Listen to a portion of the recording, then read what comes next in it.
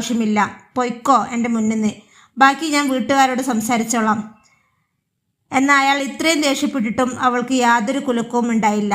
അവളൊന്ന് ചിരിച്ചിട്ട് പറഞ്ഞു, ഇതേ തെറ്റൊക്കെ ചെയ്താൽ ഇതേപോലെ മുഖത്തടിക്കാനും ഇവിടെ നിന്ന് ഇറങ്ങി പോവാനും പറ്റുമോ?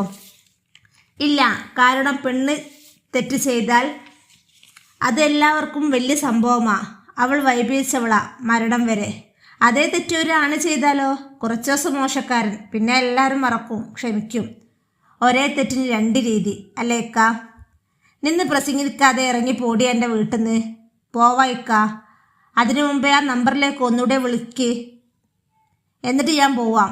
അയാൾ ആ ദേഷ്യത്തിൽ ഫോൺ എടുത്ത് മൈ ലവ് എന്ന നമ്പറിൽ ഒന്നുകൂടെ വിളിച്ചു. സ്പീക്കറിലിട്ടു. നമസ്കാരം അജിത് കാ. അപ്പുറത്ത് നിന്ന് ഒരു പെൺശബ്ദം. നിങ്ങളെ ഭാര്യയുടെ കൂട്ടുകാരിയാണ്. എൻ്റെ നമ്പറാണിത്. നേരത്തെ ഫോൺ വിളിച്ചപ്പോൾ ഫോൺ എടുത്തതും നിങ്ങളോട് സംസാരിച്ചതും എൻ്റെ ഭർത്താവാണ്.